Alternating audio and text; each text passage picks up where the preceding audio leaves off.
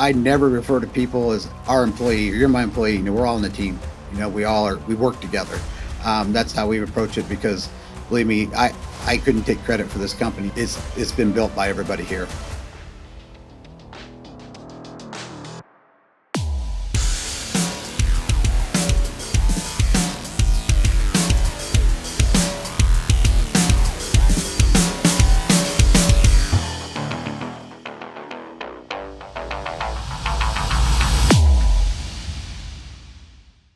Good morning, everybody. How we doing on this beautiful day?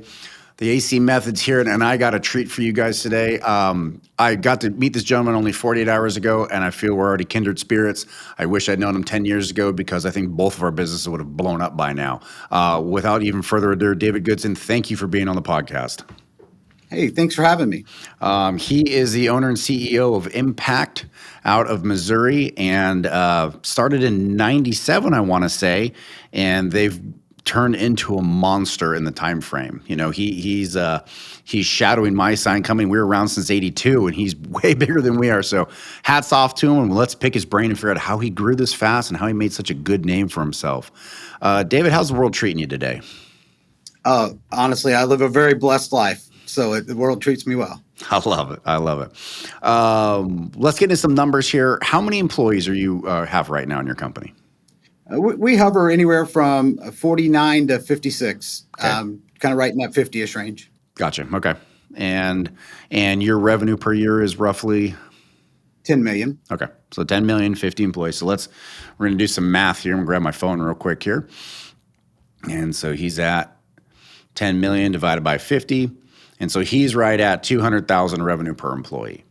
So for the listeners, they don't know, if you don't run a software system, your average revenue per employee is around 130 to 150. That's usually where you fall at. Most people can't do that without a system. Once they have an operating system to help organize themselves, they sit around the 160 to 190 range. So the fact that you're over the 190 range, you're past the bell-shaped curve on running a good company. So congrats to you. Thank you. I'm going to dive right into this because we don't get to hear from other sign company owners very much so, and there's so much to learn from one another. And when you go to, the CISA, Western Signs, I know you were heavily involved in Tri-State and all of that. When you go to these meetings, you get to meet other sign owners. You get to hear a little bit. But when people go there, they're there to kind of learn. They're not there to teach. Some come to teach to learn, but you don't get as much as a good, solid one-on-one. So David and I have agreed to really dive deep into this podcast and talk about all the nuances of the companies, our failures, our successes, and kind of how we set our shops up and compare notes. And this is going to be a good one. So get your pen and papers out and take a listen to it. But the first thing is, David, what type of facility are you in? We're in a full manufacturing facility. It's a metal structure. We've got several different facets of that building, but it's all on one campus. Beautiful. And what size is it? Just under 70,000 square feet. 70,000 square feet. How long does it take you to walk from one end to the other? A little while. I get my steps in. I bet you get your steps in. We're supposed to do 10,000 steps. What are you at, 20, 25,000? I don't watch them, but it feels like a lot. I bet. When you built this, now how long have you been in this facility? We're celebrating 1 year. August 19th was 1 year in the new facility. Wow. So you just moved in. All of this is great, just new stuff for you. You get to learn all this stuff. When you first had your blueprint of this building that you're moving into, how did you go about figuring out where everything needed to be stationed? How did you know where the routers are going to be? How did you know where the paint booths are going to be? Kind of walk me through that process. Well, we started out literally with a notebook piece of paper and started sketching what we wanted.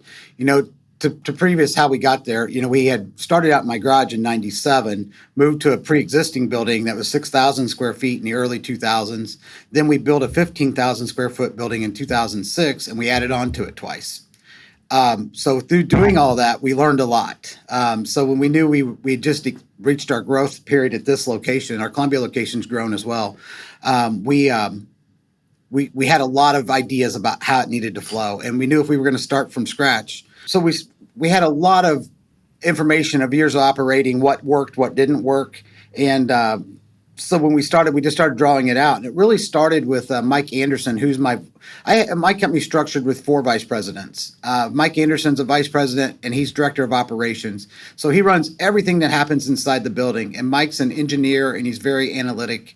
And so he looks at everything. He introduced lean manufacturing technology to me. I mean, I was familiar with it, but Mike lives it.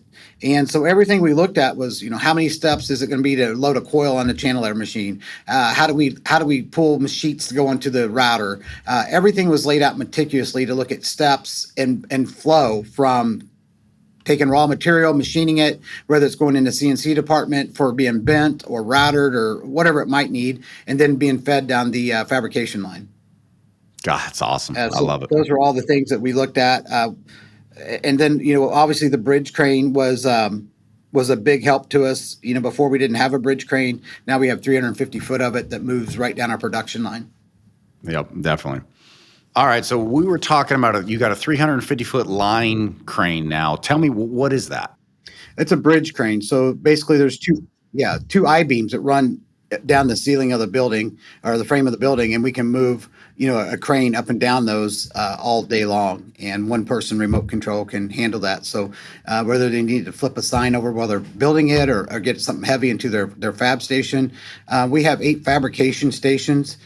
Each fabrication has 1,200 square foot fab area within it, and they're just right in a row. And so everybody has a company toolbox, desk, everything they need to do, their welder, their plas cutters, everything they need to do their job, air, electric, is all right there in their fab area. And then they can use the bridge crane to move materials or product, and that runs all the way up to our painting department. So we can set it down and roll it in the paint booth. That's awesome. We're going to need to get some video of that for sure. I would love to see that. Now, when you set up your fabrication areas, are guys working on horses? Are they on fabrication tables with pegboard? What do you work? We have steel frame tables with wooden tops. We like that because we can screw things down to it. And normally we're welding aluminum, so we're not, burning the table up. We also use sawhorses. It just depends on the size of what we're doing. And I've got a fabricator that's been with me for 14 years, been in the industry 43, has built some amazing stuff. He teaches everybody in our company. And he's a guy that likes to crawl around on the floor all day. So really, as long as the fabricator gets the job done properly, we don't care if they want to do it on horses, the table, or the floor, whatever works best for them. Gotcha. No, I'm with you on that one. That makes sense to me. And then you obviously got air. You probably got a 220 plug in for their welder. Yeah, you got them all dialed in right in their stations and whatnot. Now, is that bridge crane, goes right over the top of their station? It does, all the way over the complete top. They can move anywhere from side to side or back and forth, and that runs all the way from where we do our big steel cuts all the way to the paint booth, right? Gotcha. Straight in a row. Now, does that bridge crane go into your paint booth, or does it stop right before? It stops right before it. We couldn't find a good way. We looked at several systems. We have 2 paint booths.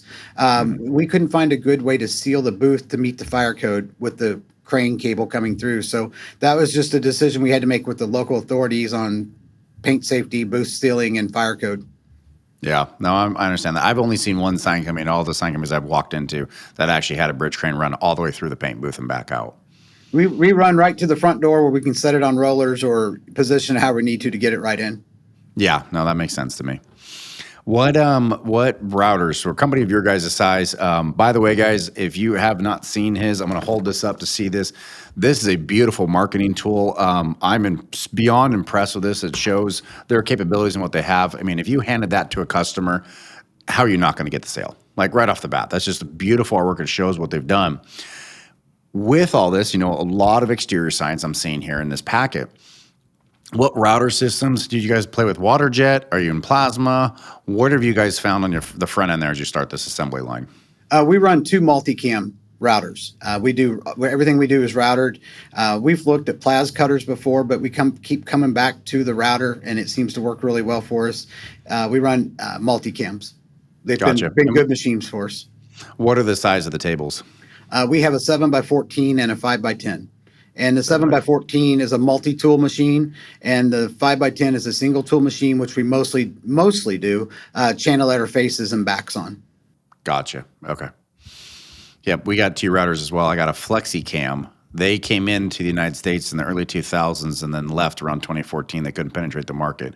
But the FlexiCam, our gantry weighs 2 tons. Oh, wow. I know it's just a beast. It's a monster. But we Yeah, don't get any chatter off that thing either. I bet. I bet. Yep. And then the other one's a multicam, just like yours. Both of them multi-machines. And we actually ended up going with multicam because it had the same collets as the FlexiCam did. So we could just interchange the collets and the bits that we were using. Then we run AccuBend on the channel layer equipment. We've been looking at SDS just because of the new trim cap list letters. Yep. We just haven't had enough demand to make the switch over. We did just buy a new SDS laser welder to introduce the laser welders to our shop. Nice. I have not played with that. Tell us about it and tell us how it's working. Well, we went to ISA intentionally to look at laser welders, and we looked at several. Then we looked at our local Miller because we're all Miller shop, so we looked at the Miller one as well. We were really impressed when we welded with the SDS machine. I will tell you, we haven't been as happy with it as we thought we would be. When we were at ISA and we were welding 040 together, we would get no warping or nothing on the backside, and that's what we were looking for was reverse letters, things we were putting returns on, where we don't want that warping where we have to do a lot of body work on the other side. I think SDS could be a really good company. I think they've got so much growth with this. The training was not real good.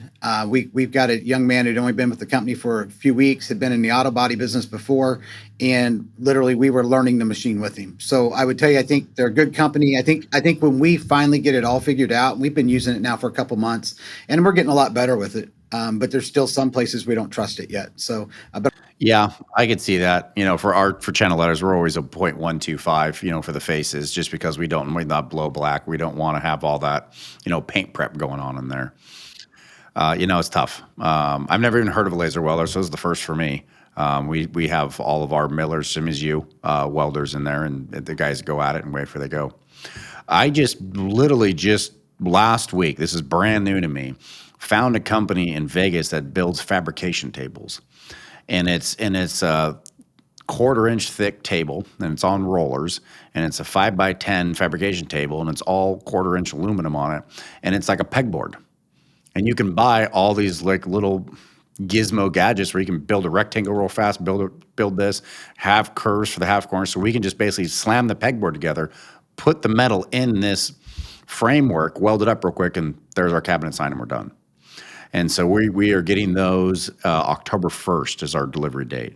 I'm curious to see how those fabrication tables work for us. But the guys that we have gotten recently, I'll swear up and down by them from the other sign company they're working out. Curious to see how those go. sure. So obviously we got fabrication dialed in. You're doing really, really well on that one. Tell me about your sales team. How did you go about cultivating your sales team? How many salespeople do you have? Right now we have 3 full-time salesmen. I still sell. I mean, I just have customers I've worked with, so I still sell $1 million plus a year just from sitting in the office, just with existing contacts.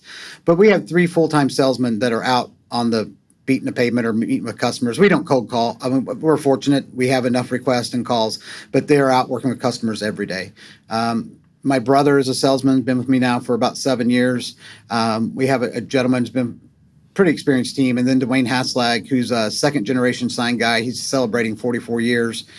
He's a phenomenal man. Helped us get to where we're at today with manufacturing. And now he just focuses on sales. But we've been really lucky. I've had several guys in my company with more than 30 years experience that's come on board and really helped shape us. That's awesome. In That's every great. area, from sales to manufacturing to administration, project management, we have a lot of depth. Well, it's a reflection on you as well. If you're the CEO and running this, to be able to listen to everybody and not claim that you're the smartest person in the room. There's a lot of people that can't do that. They got to be king, and it's not a good place to be when you're at the top. It's not. We're structured with 4 vice presidents.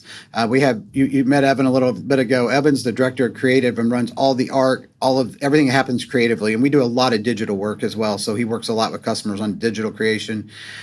So he handles all of that. Mike Anderson's a vice president, handles all of the operations within the building. And then Chris Ramey, a vice president, and he's the director of field services. So he runs all the install service departments, and project managers are all under his direction.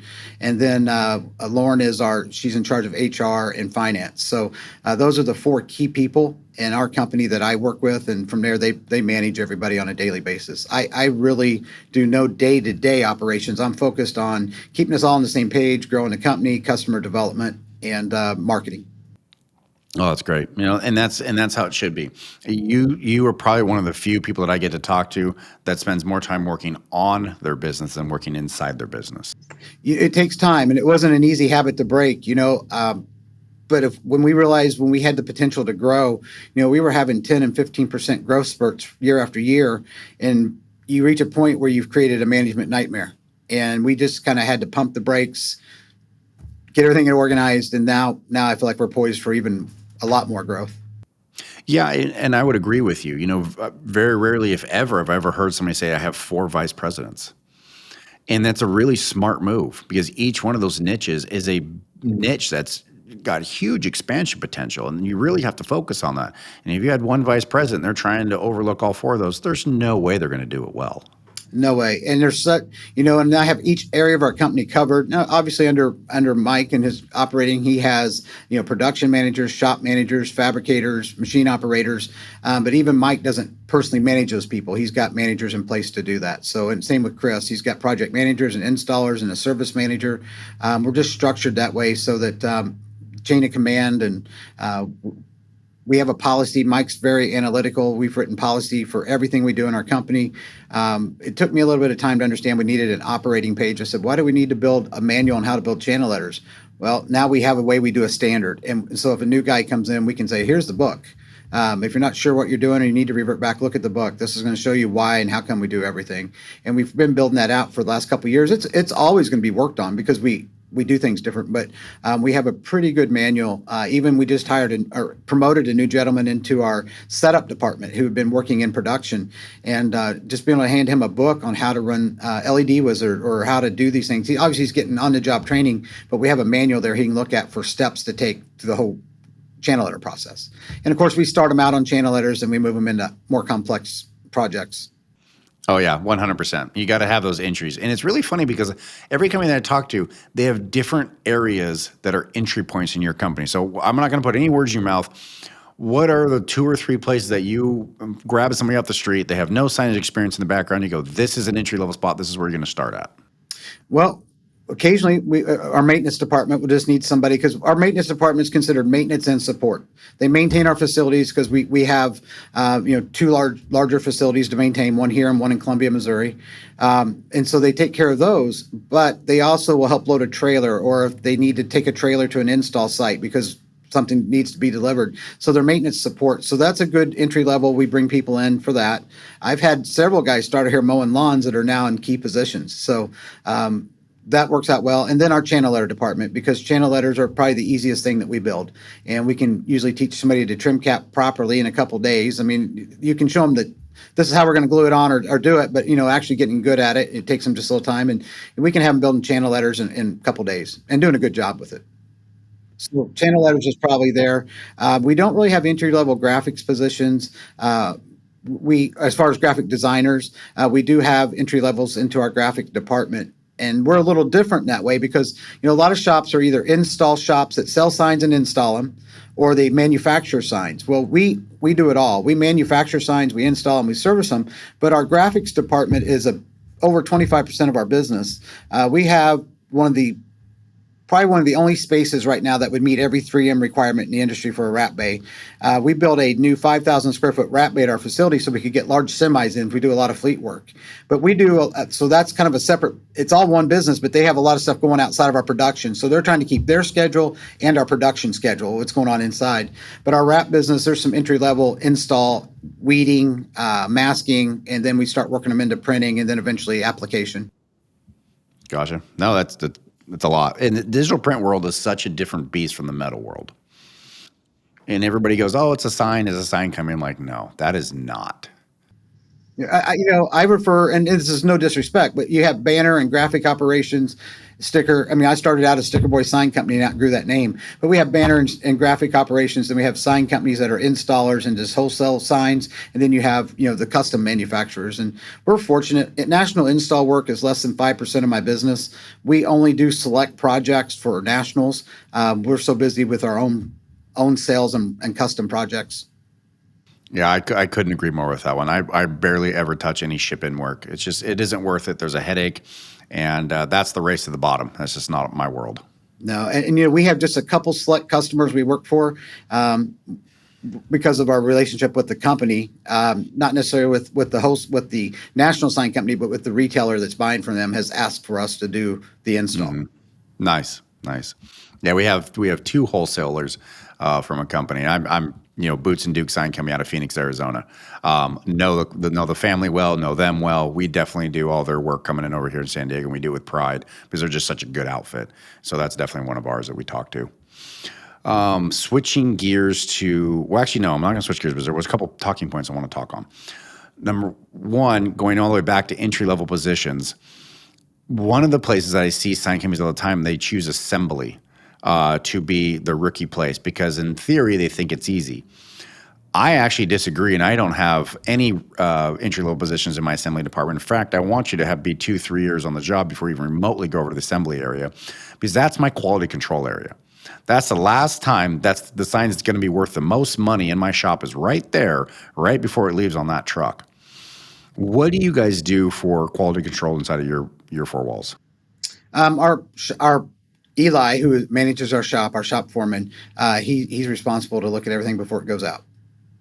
He runs the shop and looks it over before it leaves. Gotcha. And is you have a checklist? Do you have a piece of paper, or is it just his eyes on it and everybody knows once he sees it, it's good to go? The job packet travels with it.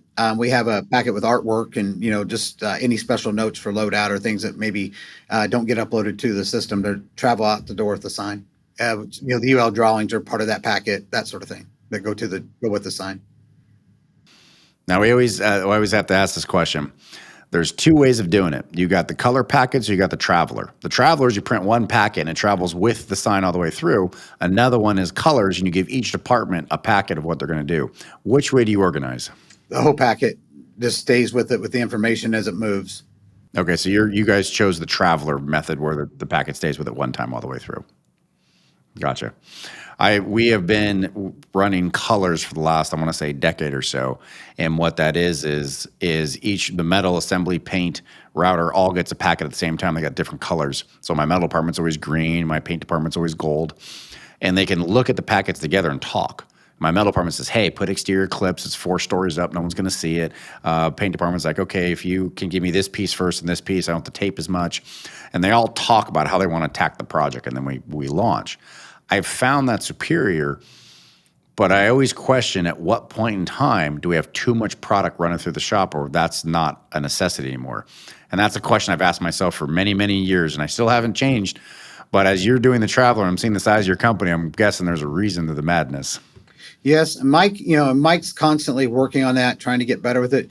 We tried to go to very little paper and everything being email or uploaded to the system to look for communication. But I will tell you, nothing beats in face-to-face communication on a project. And so we encourage that with our staff. The fabricators, if they know they're painting one, the paint department, they have those conversations, about, hey, and I'm very fortunate. Most of my guys have been with me for well over a decade, and they know the process. So they know if I need to be looking out for this or should see something here doesn't look right, or maybe I just need to give the painter a heads up. We're doing something different here. Yeah, no, I agree with you on that one. Yeah, the quality, all of it that goes into it. And just having when you say I've had a team for over 10 years, most of my guys have been with over 10 years, I don't think some people realize the true impact of what that statement means. That's 10 years of knowledge. That's 10 years of utilizing the system you have in place. That's 10 years of, hey, my system picks up 90% of it, but I know that 10% and I can mentally look for it and not have to worry about that pothole again. Yes. No, I have got several people approaching 20 years with me. We're excited when you start looking at the 5, the 10, the 15-year people. We are just very fortunate, and obviously it's because we wanted to create a culture within our company, and that to me is why people stay. We are truly, we're all business. Don't get me wrong, but we're pretty lighthearted too. I mean, we don't want anybody to come to work in a place that I never wanted to create an environment I wouldn't want to come to work at. And if I wouldn't want to be here, why would anybody else? So I never refer to people as our employee or you're my employee. We're all in the team. We all are, we work together. That's how we approach it because believe me, I couldn't take credit for this company. Obviously, my wife and I are 100% owners of it, but it's been built by everybody here. And I hope everybody really listens to that and really, really understands what we're talking about is the culture of a company and how important the culture is, more important than the end product, more important than the customers, the culture of our company and how we react to the outside environments, how we handle errors and fixes. That is paramount. It really is paramount. I want to say about 5, 6 years ago, I truly shifted and the culture was more important than my all-stars.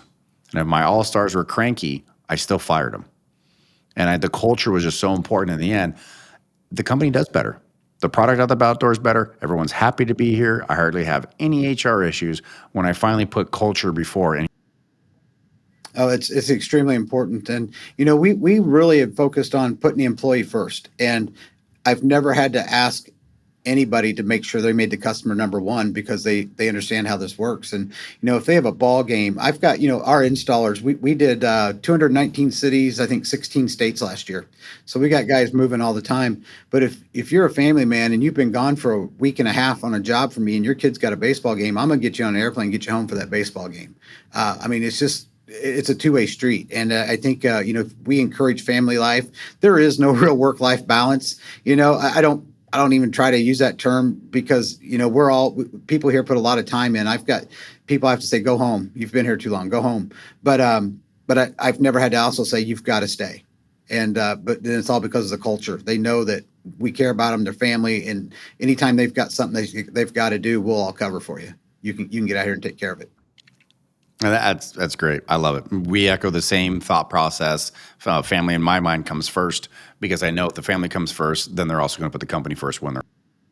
And I think that starts too in the hiring practice. Honestly, I wouldn't want anybody in this company I wouldn't trust with the key to my home.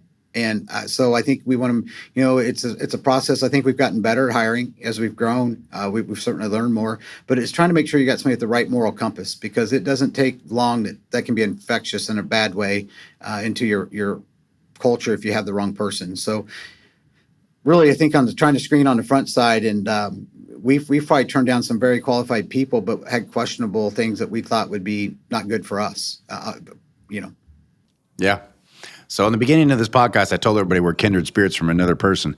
And that's right, because I've used the word moral compass, and I've never heard anybody else use that term. But that's exactly what it is. I say it all the time, like their moral compass is not pointing north. Their moral compass is not pointing north. I say that all the time. So it's really funny that you use that for that slogan there.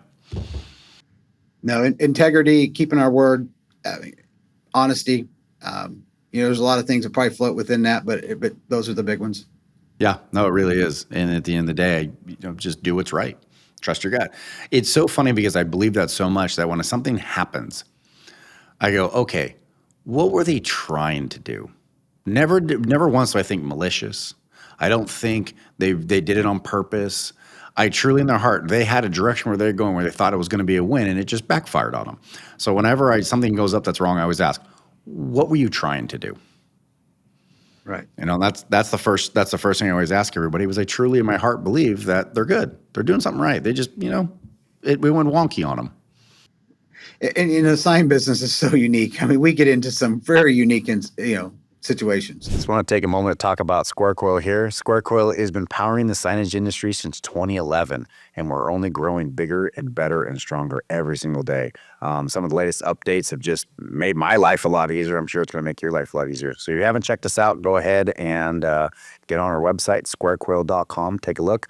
And if you have an outdated key, an old software program that's going to be closing its doors this year, definitely take a look at us because we can make that transition real simple for you. Take a look at squarecoil.com. All right, well, let's have some fun. Okay. What is, in the last 5 years, your favorite project that you guys have built? Oh my gosh. I have to say probably a lot of our athletic work for the University of Missouri. We pretty much brand out the athletics department there. We're also the official sign company of the MIAA, which is the number one conference in Division II sports, and they're 14-member universities. But we get to really have fun when we do player development areas, whether they're in MLB stadiums or SEC stadiums, wherever they might be. We get to really kind of be more creative and push the envelope on design. So, we've got several of those, the South End Zone at the Furrow Field. We've got the player development area and Mizzou basketball. Just some really cool areas that we've got to really push the envelope with all types of materials. Nice. Very, very nice. I like it. What was what was one of your worst projects in the last 5 years? One thing that you thought for sure was going one way and it just did a hard left on you. Actually, I got one of those right now, and it's a rare one for me. I'm on a school project, and it seems like everything we've done just hasn't. It's just been a combination of scheduling, jobs being behind. We did something that I'm absolutely embarrassed by it. I'm going Tuesday to the job site to fix it, meet with the customer. We hung a sign crooked. My company, I've got experienced guys. I've asked them all, what were you thinking? I mean, what happened here? No good explanation for it, and they missed it. Sometimes this is a job with hundreds of signs, and there's a couple that, wow, I could see that from looking at it. I mean, we've got lasers and we got levels, and so honestly, right now I've got one that we're working through. Probably one of the very few we've had that's been totally. This is a issue to me. It's bothered me immensely. In fact, enough that myself and two vice presidents are going to the job site on Tuesday to meet with the customer. That we reassure them that this isn't what we do, and we've got you covered. Yeah, and that's it. The longer it is, how you can tell any good company from a bad company is how they deal with defeat. You're going there on Tuesday, you're going to say, we're going to make it all right. We agree with you. This is not right. Until it's right, we're here. I mean, that's all you can ask for. No matter what, if I bought a car, I bought an appliance, I bought anything, and somebody would come to me and say, hey, we know it's wrong. We're going to fix it till it's right. That's going to give me all the peace of mind in my world that I didn't pick a bad decision or go in the wrong direction. Sure. Yeah, and this wasn't, there was so many circumstances in this job. It was behind. Now you got to rush to get to it. Not behind on us, but behind because of the construction schedule. And then it's a rush to get in, and you're working on top of people, and there's they're putting cabinets in below where you're hanging a sign, and it's all those elements that just can make a project rough. And we got the bad end of it on this one. Yeah, no, we should have just pulled off and said we'll be back, but we didn't. We tried to work through it, and this is what happens. I always say every once in a while you just get a demon job, and no matter what you do, that demon will not let it go. Absolutely. We had I'm probably dating myself. It's probably 9 years ago, but it feels like yesterday because that's had that much of an impact on me. We had Latham Watkins was a law firm here, and they built the first LEED building here in San Diego. All glass, hit every recycling requirement, every LEED certified, the whole shebang. And we went to print out the paper pattern. We picked the wrong dimension. Instead of 3/8 equals 1 inch, we picked 1/4 equals 1 inch. We had to pre-drill all this foam, and then they're going to put the glass over it and then put the holes in the glass, and then we're supposed to come back. And we had basically done a stretch out that was 38 feet, and the stretch out for this sign was supposed to be 52 feet. And when we went to go put the letters up, we realized our error. But 3 other subcontractors on this building had to do all their work after we had done this. It was a gigantic to do. Long story short, the letters weren't built right. The placement wasn't built right. Some of the LEDs burned out as soon as we put it on the wall. It was a demon job from hell. And I think it was a $60,000 job, and I think we gave them the whole sign and like 30 grand when it was all said and done. And we stood on it, and we got it done. It was all said and done. And I remember the CEO of the law firm looked at us when we're all said and done. He goes, well, that was painful, but it is beautiful. And that was his only words. That was the only thing he said. And I was like, you know what? I will take that very, very light slap, and I will move on with my day. But when you get those demon jobs, I don't even know, like hindsight 2020, I wouldn't even know how to stop and reset. Like if you had this one to do all over again, could you figure out a way to have a place to reset where you could have stopped the bleeding? Yes, I think we've analyzed this and we've been hard on ourselves. There were things that we probably could have done better on communication. Honestly, I think on our end, we did not communicate on this project as much as we probably should have for the size that it was. And then also, it's probably one of the toughest group of architects we've ever worked for. We made submittal after submittal, and they was nitpicking stuff that to us was, I mean, we turn out high quality, and they were nitpicking things. It's like, this is a PVC wall going interior on a 30 foot up on a gymnasium wall. You're not going to, they were just really nitpicking it. And right now we're finishing the last piece of this right now, which I'm nervous about. It looks gorgeous, but it's a 40-foot fiber optic wall with looks like star lighting in it, and it's got a lot of layers to it going up the side of a staircase. This was supposed to have been installed by the end of August, but we couldn't get in. I mean, it's a school project, and we couldn't get into it because they were finishing everything else up. But it's a 5-day install. It's a massive install, 5 days. So we can't come back in until they're shut down at school. So it's just been a tense job all the way through with the construction firm. And this isn't one of our regular customers that we work for. We work for a lot of architectural firms in this region a lot. This was a new one, and I will tell you, we would probably scratch them from wanting to do any future work with them, and we maybe scratch from them wanting to work with us. But I think both parties could have been a lot better. Yeah. Realize where we made some mistakes. We did get in a situation here where we had so many massive new school projects that were all supposed to be done in June and July, and then they're all being done the last week of August because school's starting next week. And those just create a problem. It's beyond our control. I mean, our product's sitting here ready to go, but now we can't be on. We run 5 install crews, but they're all booked. I mean, we're booked out through the end of the year with installs every day, and you allow a day in there for rain, but you got to run like the weather's good, and then we move accordingly because something's going to change that we can't control in that schedule in the next 3 months. Yeah. No, it's definitely, it's very, very tough. And the people in the sign industry know we're the last ones. We're the hood ornament when the car's already built. We're the last piece. So any trade that gets pushed all the way to the end, it's us at the end that gets it. It's us that gets the shaft the most because we're the last ones on the site. And how many times have you seen them forget to order the sign until 3 weeks before they're ready to open? Oh, absolutely. Yes. They're all proud of themselves. They're doing their punch walk, and they're like, "Where's the sign? Did you order it? I didn't order it. Oh no!" And now we're scrambling. They're looking at us like, "What's our problem?" Like, hey, that's not fair. Right. That's not fair. No, it's super true. So many things we just talked about, just the business. I mean, just laying out the shop, just talking about some of the structure we're doing, 4 vice presidents, really picking somebody making good at their niche. I do want to circle back to that because the more I'm thinking about it, the more people always see HR as a big overhead expense. And they see people and they go, "God, that's expensive. I can get a machine to do that person's. I can make so much more money." And they don't see the value of letting somebody do something very, very well and paying them well versus them trying to get a lower rate person. And now you have to shoulder all the thinking. No, I will tell you, you've got to hire the best people you can afford to hire. And I want to see them successful. I love seeing my guys live in nice homes and drive nice vehicles and having a good life. I mean, that's what it makes me so happy when I've had a young guy be with me for 5 or 6 years. It's a couple guys, we do sign manufacturing day, and we've got guys that'll be here 5 years that came through sign manufacturing day, 5 years ago.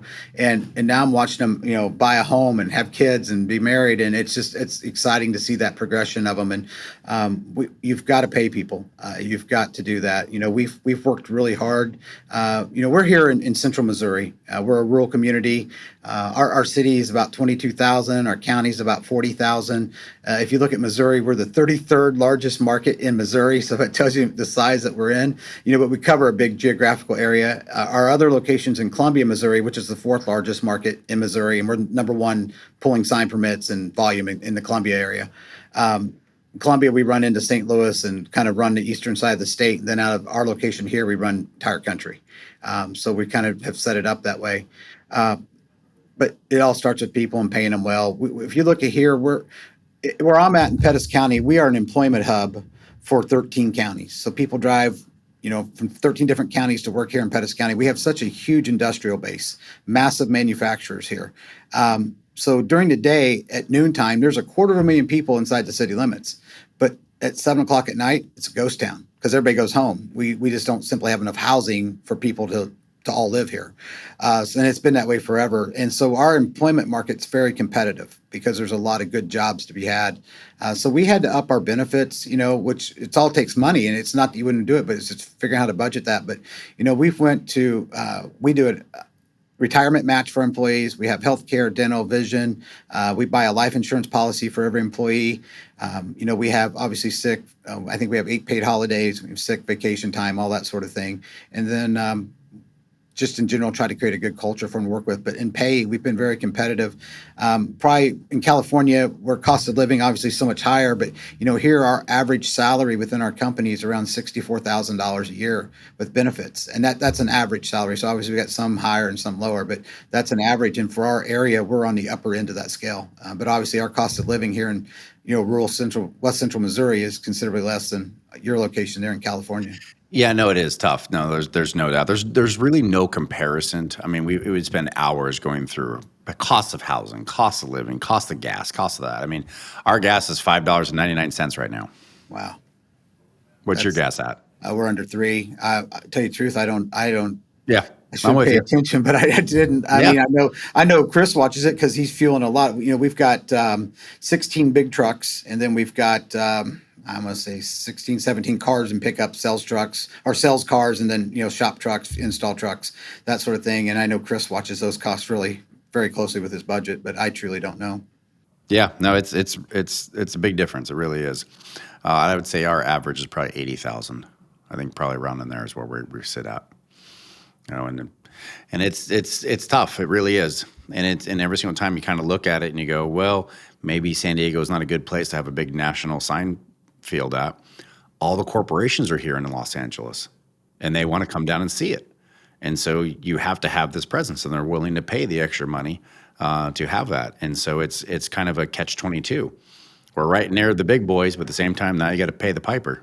Do you seem to favor one industry more than the other with your workload? We have gotten away from the restaurants, and we are way heavier in the developers and the property managers these days. Banking is our biggest category. We work for over 40 different bank brands every year. We've been everywhere from Boston to Crystal Beach, Texas to Wyoming, and all parts in between for banking. And of course, a lot here in our area as well. But we do a lot of, we've got into designing and building ATM structures, which you may see some of those in that book I sent you, the 5 stars, and we're building one right now. It's probably the nicest we've ever built. But we build those for a lot of companies. We design going to video tellers and building ATM housings and canopies systems. It's been a good addition to our business that's let us build into the building signage with the banks. Gotcha. Now, are you building those fiberglass, aluminum? All aluminum. Okay. All nice. aluminum. Yes.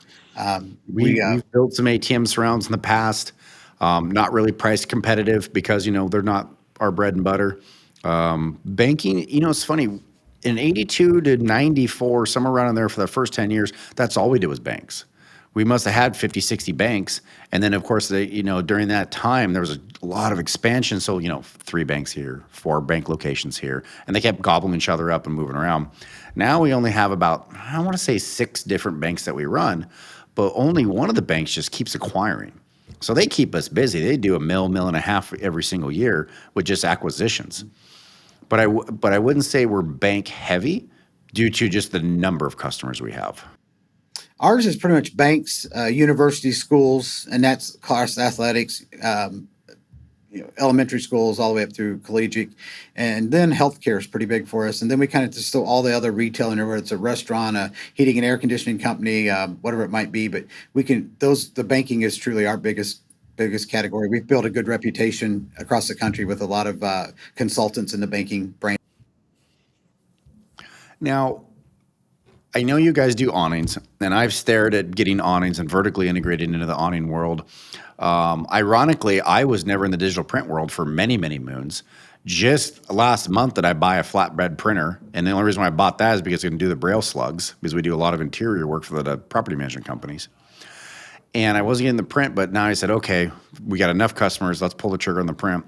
And I've been staring at the awnings. If you were to do it all over again, would you get back into the awning, vertically integrated into there? No, we honestly, there's wholesalers out there that can do a better job. I mean, I would say they build a better awning, but they're going to do them cheaper.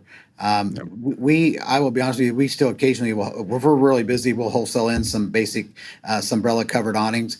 If it's something complex, we'll build it. Or if it's a recover, we'll bring it in and recover it. We'll do that. But no, our canopy systems, our aluminum architectural canopy systems, we love those. We build a lot of them. I love those too. We have a couple developers that live in them. We have one restaurant. I think we only have one restaurant we sell to, and they love those big canopies, and that's great work. That's so much fun to build those things, and you get to charge a pretty penny for them too. No, they're good margins on them. They're good to build. We have a RAS machine, a CNC sheet metal bender, and we use that. When we got that, we was able to redesign. We kind of looked at the Eastern Metal gutter system and pan system, and we were using a lot of it. And I don't say we didn't copy it, but we found things we liked about it and didn't like about it, and we designed our own profiles. So now we'll be able to bend everything we need to be a little more competitive on price. And there's just a few things we didn't like about the gutter system we were able to change. We have a RAS bender as well. Did you get the 10-foot? Did you go the 12-foot? We got the 10-foot. Yep, same as us. We got the 10-foot one. And then we got their shear. That thing's great. We run a Benton Bender shear. It's made in Iowa. That was something that was really important to me. Multicam's out of Dallas, Texas. AccuBend's out of Dallas, Fort Worth area. The RAS machine being German built, but even our ironworker in the shop was built in South Dakota. Every piece of equipment in our shop, including our extrusion saws and our shears, are all American made. We have a Taiwan made massive horizontal bandsaw that we can cut up to 22-inch round pipe in. We couldn't find a good size machine American made like we were needing there. And then, of course, the RAS machine being German. But outside of that, all of our other equipment, our cranes, everything else we run, even our air compressor system is a Gardner Denver system. It's a looped air system with 220 horsepower rotaries in it. It's manufactured locally here. And so everything we have in our shop is American made except for those two pieces of equipment. I just felt being an American manufacturer, small fat manufacturer, if we didn't support American made, who's going to? Hey, you're preaching the choir on that one. I completely agree. We were going for quality of the product and longevity, and then I want to say in the last 3 years, I finally started to ask that same exact question. Where was it built? Where was it built? And that's super important, especially in where we're at in our lifetime and what's happening right now. You have to. You got to reinvest in the US of A if you're going to keep it going. Oh, we have to. And we have customers that obviously they could wholesale something in cheaper than what we can build it for, but we always, and this is no disrespect because there are some good wholesalers out there, but we have seen wholesale stuff come through here that we would throw away. I mean, there's no way we're even going to put this up for you because we don't even be thinking it was us that built this thing. And so we try to educate customers about how to deliver a sign. There's wholesale and then there's custom. And we'll show them, here's a wholesale letter, here's a custom letter. And the trim cap fits a little tighter. There's no light leaks. It truly meets UL. And if it's a cabinet, just some of the different things with extrusions or how it's built or what it's built out of. That was probably 10 years ago was the thing that made us get out of doing 95% national work was the quality we were getting. It was just embarrassing. I have the best one for you. We had a client that says, hey, I got this sign from another sign company. I want you to install it. Can you pull the permits and do this? And we said, we didn't want to, and we've been dealing with it for so long. We're kind of like, you didn't want to walk away because you put so much effort into the project. So I said, fine, we'll install. It showed up. It was a set of channel letters. How they attached the back to the return was with black electrical tape. Really? I've never seen it in my entire life. We walked up because the letters were tall. I mean, the letters weren't that tall. They were 10, 11 inches tall. And they were put together with electrical tape. And it was a black return. So at first you couldn't see it. And I walked up and grabbed it. I'm like, oh, you got to be kidding me. And it was put together with electrical tape. We sent it to the client. And we said, we will never install this. It's not going to pass UL. This is embarrassing. Like, I'm sorry, but this whole contract's null and void. You got to work with us. But that was my worst I've ever seen. Oh, we've seen some pretty bad ones, but I've never had one with electrical tape. That was a new one. That was definitely new. Oh, my friend, you and I could just talk for hours on this and all the different things that happens. I definitely would like to have you back on the show in a couple months here. I think you and me have so much to talk about and so many. Even if we just talk horror stories, there's so much to glean from it in hindsight to make sure that it doesn't happen again. I'm absolutely in love with the SOP booklet that you guys are building. And all in all, you and I both know that there's a word that it's so basic and yet nobody does it. Consistency. It has to be there day in and day out. It does. And that consistency is there. That's probably what I want to come back and talk to you about. You and me can really dive deep on what consistency means to the other one. And that's a whole nother bag right there. Absolutely. Aaron, I would encourage anybody who sees this or other sign companies, get involved in your local sign organization. For us, it's Tri-State Sign, being Missouri, Kansas, and Oklahoma, whether that's Mid-South or California or Texas or wherever you're at. Most of those organizations, when you join, you automatically become a member of the ISA. There's so much good stuff on the ISA website for people to get and learn, training modules. There's good videos. The Signage Foundation has amazing research and information out there on signs. We've been big supporters of that. I would encourage people to really look at those areas, but get involved and go out and see as many of your competitors' shops as you can. I like you. I don't care where it's at. I've driven all across the Midwest. I get invited to somebody's shop. I go in because I want to see how they do it. I will tell you the thing I'm usually most disappointed in is the cleanliness. I am OCD. That's just my nature, whether it's my truck, my house, my business. But I've had people come through and say, it doesn't look like you build signs in here. I said, no, we take time to clean it. We literally will take it. And, you just have to schedule those days. There's never a convenient time. So we got to where we schedule that day once a month, and we go through and dust the airlines and dust the rails and dust the toolboxes. And, we clean every day, but we do the deep clean once a month. And always have. It's just the way we operate. And that's from the yard being mowed to the parking lot being swept. It's just got to be right. We sell visual communications. We're an image-based company, and all of that really matters. It really does. And if you don't portray, you're talking just exactly the reason why my dad always said, wash your car before you take it to the mechanic. For that exact reason. Because if you take care of it, they're going to take care of it. I will tell you, we run good equipment. We didn't always. I started out with a terrible used bucket truck and a 1968 Skyhook that nobody would want to use today. But now, we run mostly all Wilkie equipment. We have a couple Altecs. But I have noticed that every one of my vehicles are wrapped consistently the same, from a car to a truck, and have been for years.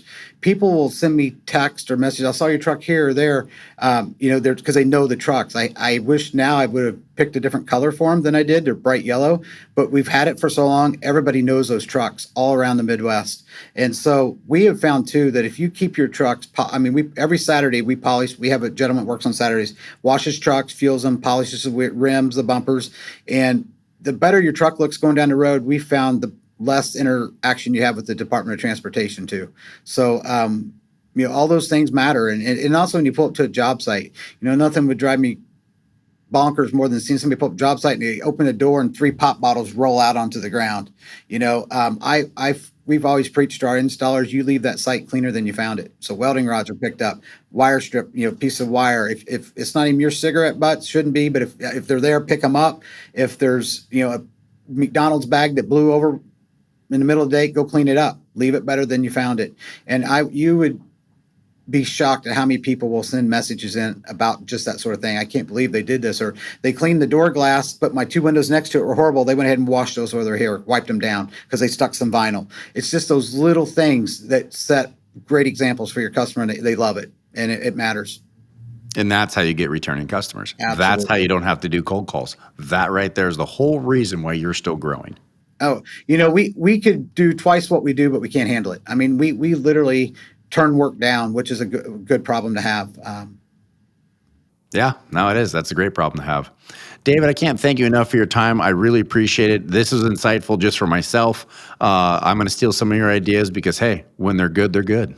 Hey, they're yours to use, buddy. Anything we can do to help. It's just great. And I'm sorry, I need to wrap this up, but what I've learned about the sign industry I have friends that are in the heating and air business, the plumbing business, the towing business, the sign industry.